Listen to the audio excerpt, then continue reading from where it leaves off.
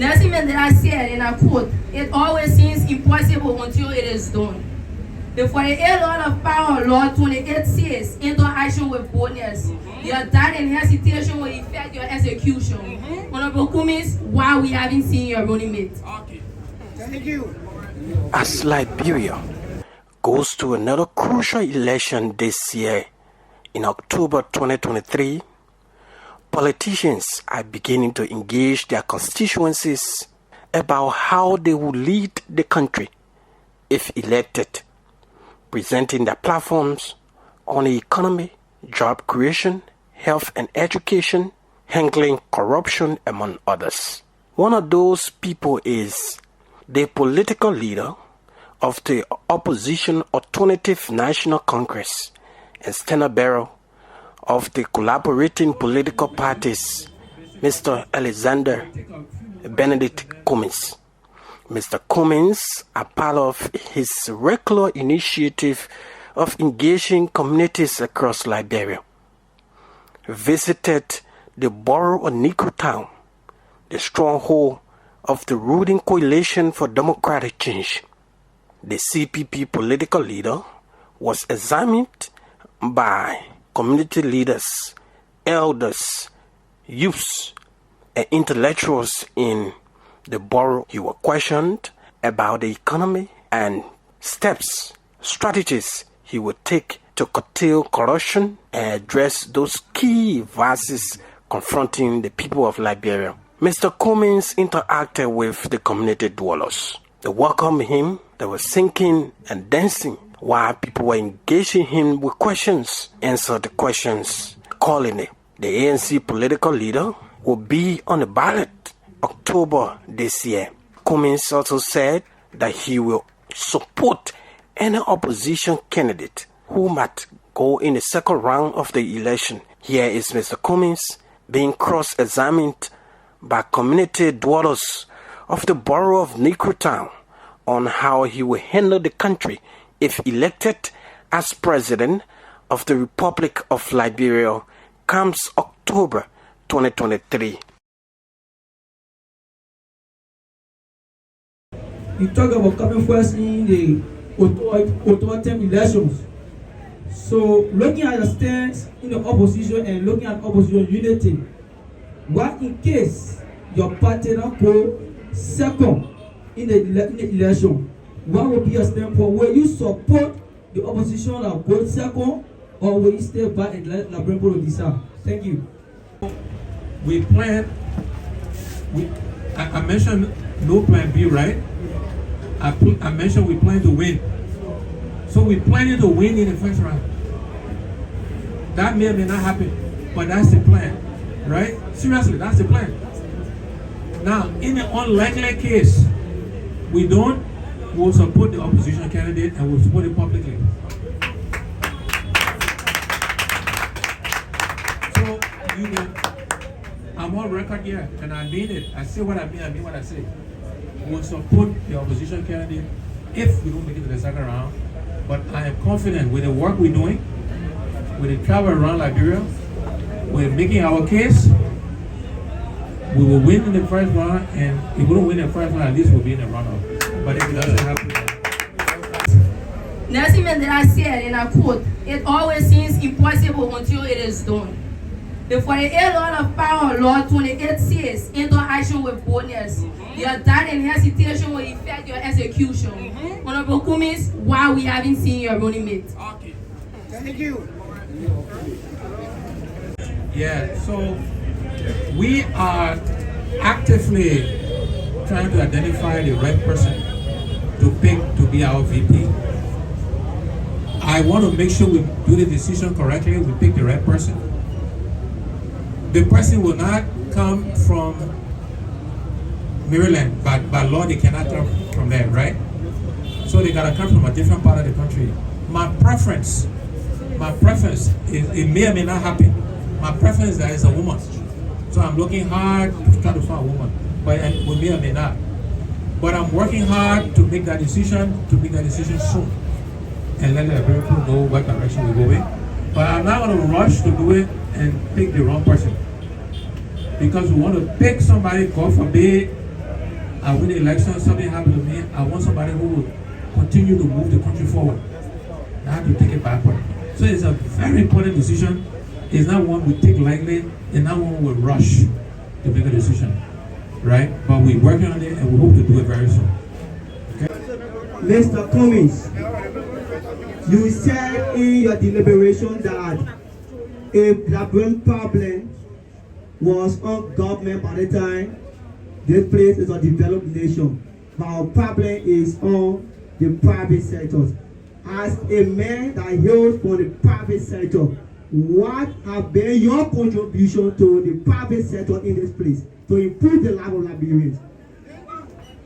Let's start today. I've invested in 2 Liberian businesses. One is actually doing very well. The other one is struggling. One is in agriculture, one is in retail.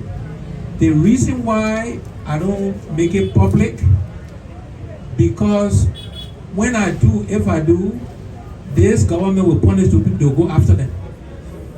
This is what will happen. That's a fact. So I'm not the sole investor. I own about 35% of each of those businesses, significant businesses.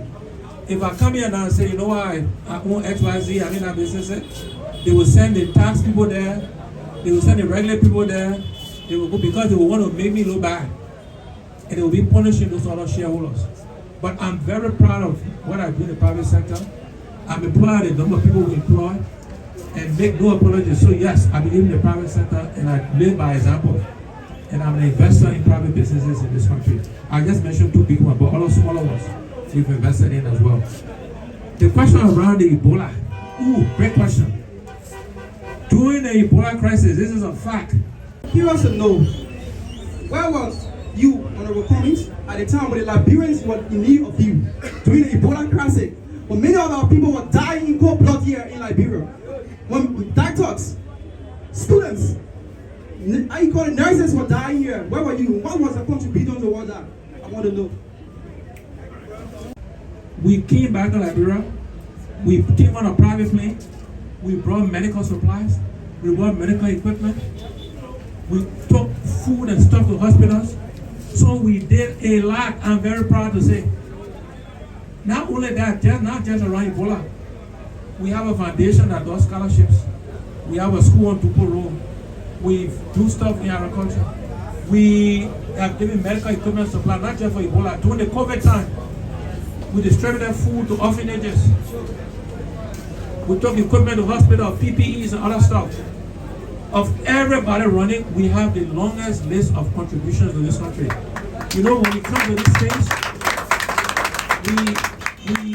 we failing ourselves by not bringing our list of things we've done. And by the way, when we do these things, I don't do it for political reason. We don't ask people whether they're CDC or ANC or Unity Party. When people apply, the foundation, we don't ask their tribe. We don't ask their religion. We don't care. If they qualify, they will get it. When we're giving help, we have given supply to redemption. Right here.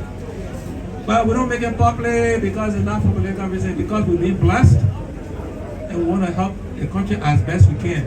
But we can't solve all Liberian poor problems out of our own pocket. We don't have that much money. Our pocket only so deep. Our hand only reach so far. But am I proud of what we as a family have done? Yes. Unapologetically. And I would say that list is longer than anybody that's running for office today. But we need to share that list. That's shame on us for not doing it. We should all want to aspire to. You know, I described this bowl of rice that we all eat from. All Liberians eat rice, right? Some people do GB, fufu, dongo, plantain, cassava. Every Liberian eat rice. It's our staple food, right? So I describe Liberia as this bowl of rice we all eat from. And inside this bowl of rice, you have good jobs, good educational systems, good health care, good roads, running water, electricity, technology, internet connectivity everywhere, good farming. In this Liberia, we want us to feel safe in our communities, in our homes, on our farms. This is what's in this bowl of rice. And we want to make that bowl of rice bigger. We want to grow the bowl of rice. Make it bigger. So we want more and more jobs. More and more good education. More and more good health care. Good roads, electricity, running water, farming, security, all of these things. We want to make it bigger. And we want a Liberia where we guarantee every Liberian the right to put a hand in that bowl of rice. Because you don't choose what tribe you're born. You don't choose whether you're born Gio, Kru, Kula, Gribo, Mano, Congo, Madingo. Not your choice. You don't choose your gender. You don't choose whether you're born a man or a woman. You don't choose the religion you're born into, whether you're born a Christian, Muslim, Buddhist. Not your choice. You don't choose when you're born, whether you're young or old. So those things should not give you any advantage or disadvantage over anybody else because it's not your choice. So the Liberia we want to guarantee every Liberian the right to put their hand in a bowl of rice. Whether you Kru, Gio, Mano, Bola, Gribo, Congo, Medingo, we don't care. If you're Liberian, you put your hand in a bowl of rice. Only two things will limit how much of the rice you eat. One, if you don't obey the law, we'll not let you put your hand in the bowl of rice. If you steal, you kill, you rape, you break the law, we'll punish you. Because you have a choice. You can choose to obey the law or not. You make that choice. But you don't choose your tribe, you don't choose your gender, you don't choose your religion. But you can choose to obey the law or not. If you don't obey the law, we'll not let you eat a bowl of rice. The other thing that will limit how much of the rice you eat, if you're lazy, you're not eating much of the rice. If you're strong, you eat more. But that's also up to you.